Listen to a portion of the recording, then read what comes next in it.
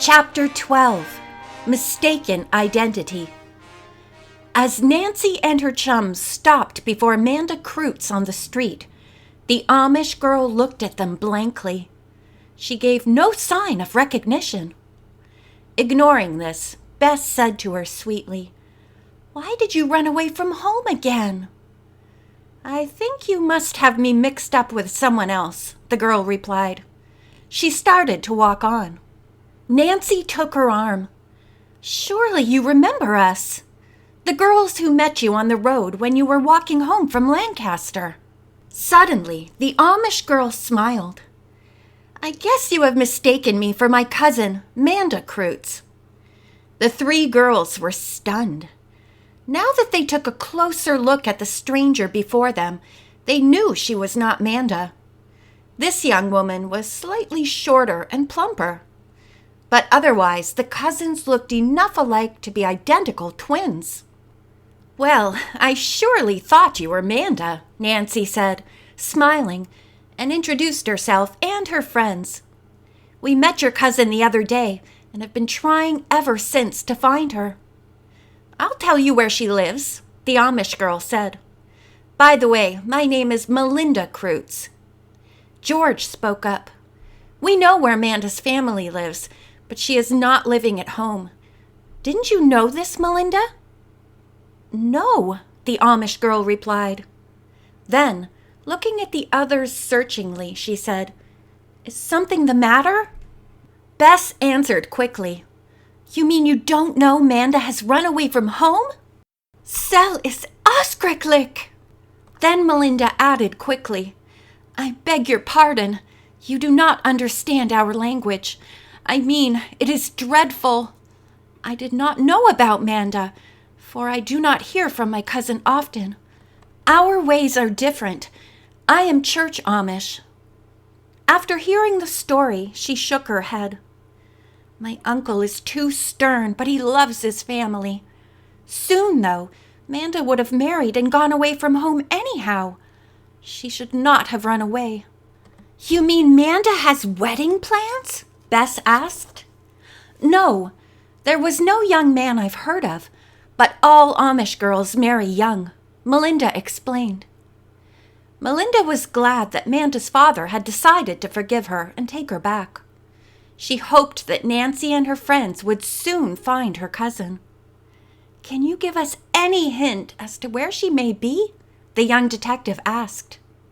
"We heard she was working for an Amish couple who have recently moved into this area." Melinda studied the sidewalk for several moments. Then she looked up and said, "This may help you. 2 days ago, a man hurried up to me on the street and began to talk. I guess he thought I was Manda." Nancy asked what he looked like. The girl's description fitted Roger Holt in Amish disguise. "Did he say anything to give you an idea where Manda might be?" George prodded. Melinda said that the man had rushed up to her and cried out in Pennsylvania Dutch, "You've got to get out of here quick and go back to the Schnitz. That witch girl is coming." Nancy was furious. Roger Holt had convinced Manda that Nancy was a witch. "Please, go on, Melinda," she requested as calmly as she could. Melinda said she had told the man that she did not know what he was talking about. He had tried to argue with her and had said, "You can't run out on my wife and me like that." But when Melinda had still persisted that she did not know him, a frightened look had suddenly come over his face.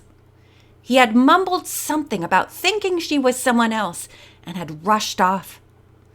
"What do you think the man meant by his strange words?" Melinda asked Nancy. Nancy smiled. "I don't know, Melinda.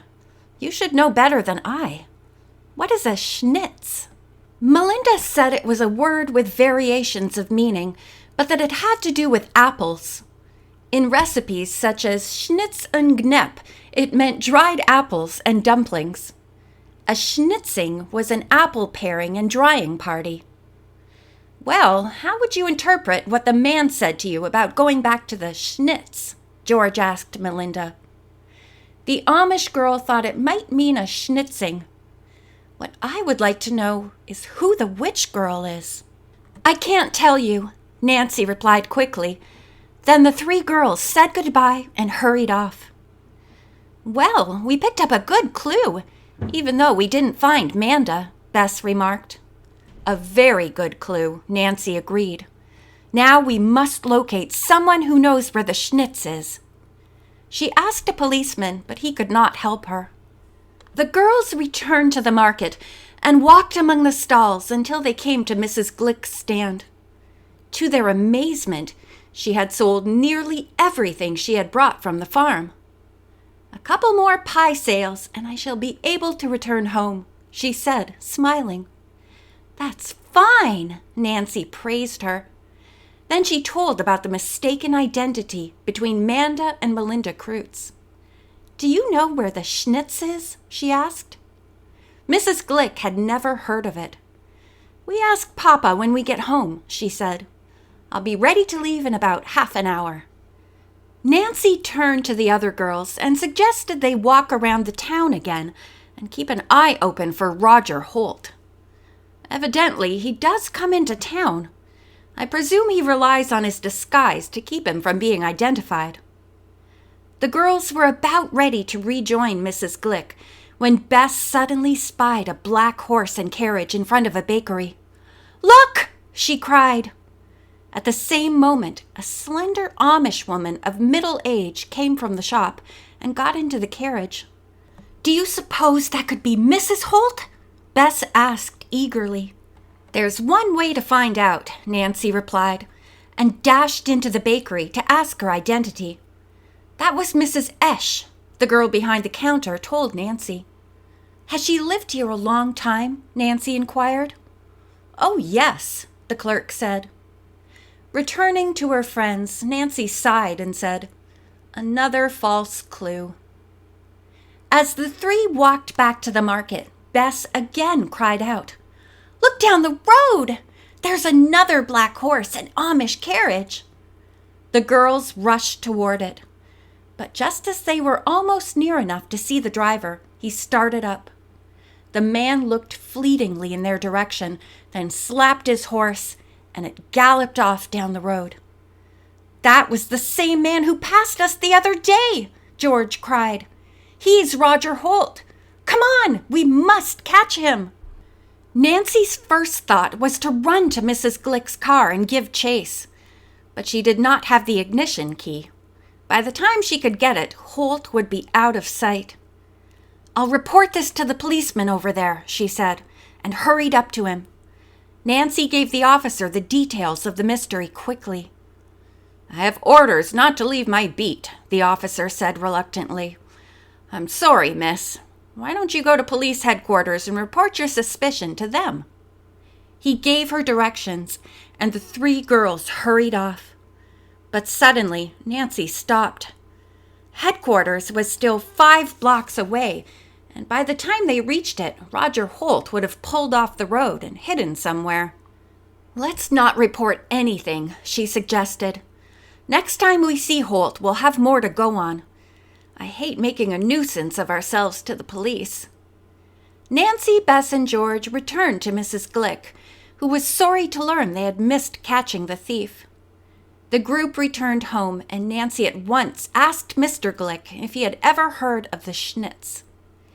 The cobbler scratched his head and thought for nearly a minute.